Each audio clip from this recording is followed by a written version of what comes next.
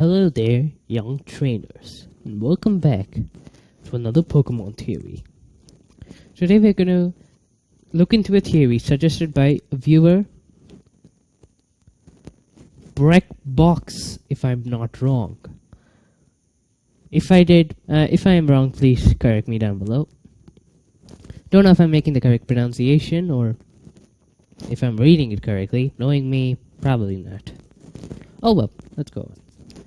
His question was, why are some Pokemon getting Alolan forms? Right, so before I go into this, I need to stress something quite important. I will not be covering Alolan Meowth, Alolan Raichu, and Alolan Marowak. Because, for different reasons.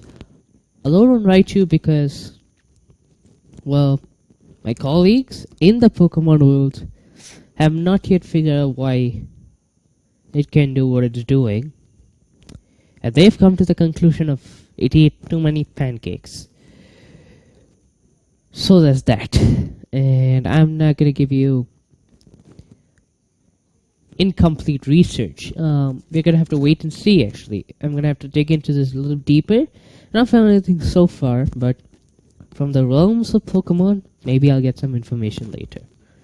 I'm not gonna do Alolan Meowth because it's also not natural. It changed because of greed and other negative emotions that it held. That's what made it a dark type from a normal type. So there's no real scientific explanation I can give to that, at least currently. But if you want me to cover that, please put it in the comments down below and I will look into that. And I will not be covering Alolan Marowak. Because, well, Alolan Marowak changed because there were too many grass types in the area. How did it adapt into a fire type? Really beats me. I really don't know, and I've researched into it, but I've not found anything that I can really give you information on. So that leaves Alolan Executor, Alolan Vulpix and Ninetales, and Alolan Sandshrew and Sandslash. Let's start with Alolan Executor.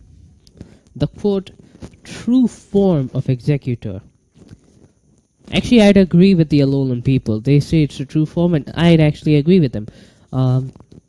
Mainly because Executor is based on this world's equivalent of a palm tree,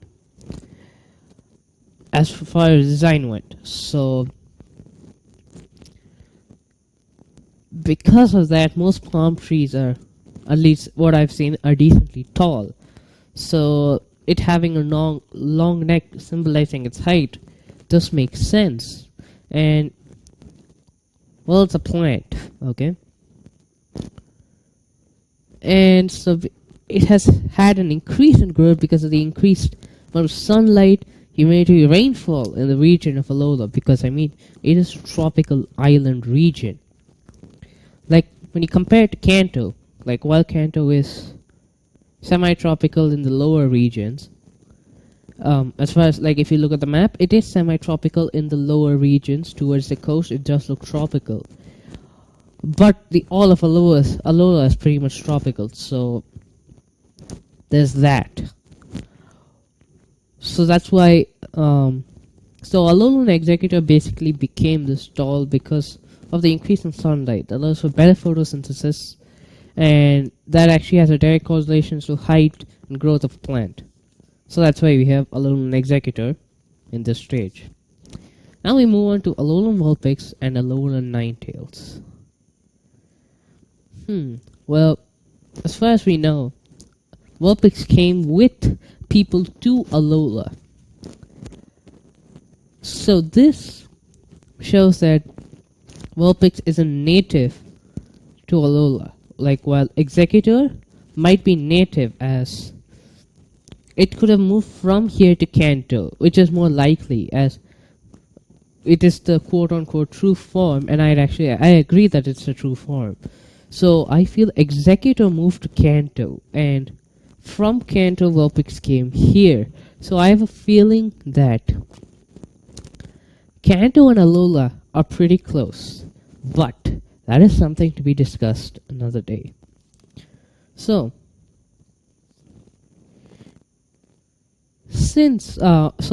when Vulpix was brought to the Alolan region, it decided to move up into the ice cold mountains in Alola, as it didn't wish to interfere with the habitats of the other Pokemon, which is pretty good. And I actually think there's a reason for this. You see, most species, when they're brought in from a different place, they either try to find a habitat that's close to their own, but if that habitat is too much competition, they usually find a new habitat and adapt. So, yeah, that's the main reason why I think that it has taken on this form, and we'll time for some more real world evidence.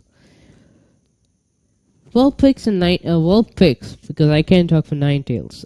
So Vulpix is mainly should be based on the real life Red Fox, which, like, if you look at where Vulpix is found in the games, they're found in open plains or near like old buildings with sort of like open areas around that, and like the play into Ninetales being psychic. In the anime, it's found in an old building, but I mean in the games, I found sort of a grassy route. And they found, if I'm trying to remember, place where you catch Moltres, that place is not coming to mind at the moment. There, but even so, because like that's like a volcano area, Vulpix a fire type, it does fit in. And well, the real life Red Fox is not a fire type; it just lives in the grass plains. That's also a place where you can find Vulpix in different other games. Okay, so it shares the same habitat.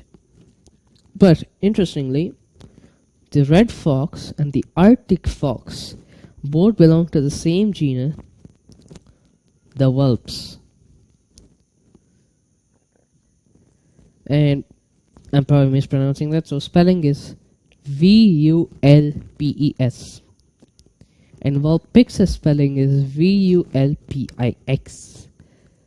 So Vulpix is clearly derived from the word Vulps, which is the genus for all fox-like animals. Actually, not fox-like.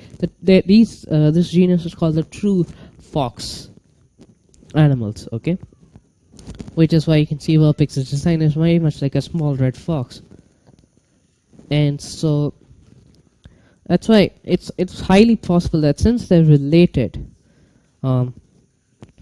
in the real world, the red fox and the Arctic fox are related. Maybe that's why it shows the mountain, because it was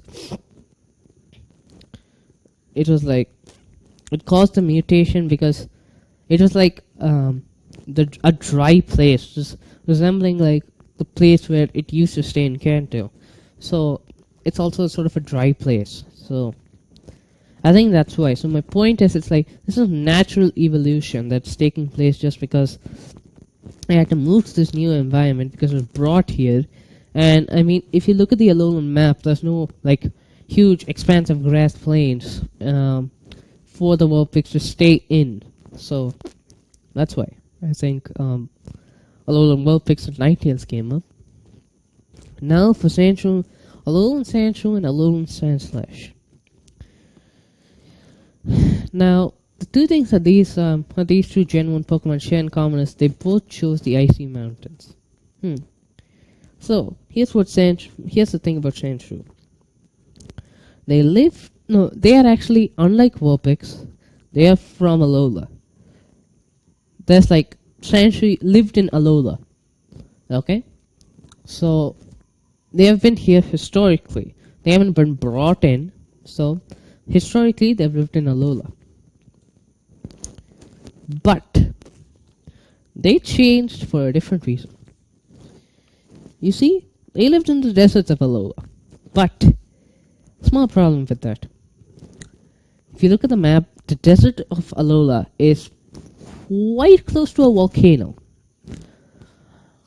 Now, the Alolan region is based on on this world's equivalent the islands of Hawaii.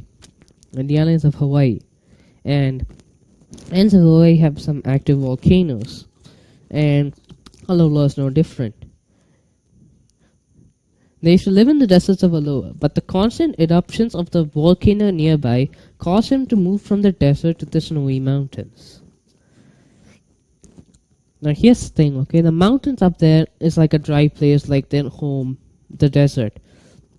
Okay, so this makes it a lot more easier for them to adapt because they're just moving from one dry environment to another. Instead of moving from extreme heat to extreme cold. So, using this world's evolution, not the Pokemon world's evolution, but this world's evolution, where evolution is caused due to a change in the environment, which eventually leads to a separate species being made, which is called specialization. This is what happened to Alolan Sandshrew.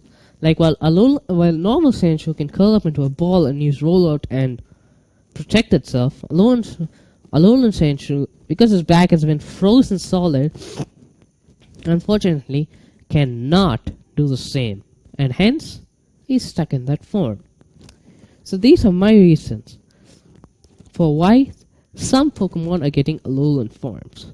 Now, one more thing, pretty interesting, separate from the theory, but still now we're seeing Pokemon from Kanto only getting Alolan forms. Who knows, maybe the Pokemon world's gonna drop a bombshell as more researchers go into Alola and find out more things. But clearly shows there is a correlation, an important an important connection between Kanto and Alola for some reason. Maybe they are long allies, or maybe Alola was invaded. But that's a theory for another day. So, good luck to your trainers on your adventures in the Pokemon world. This is the Professor, and I'm out.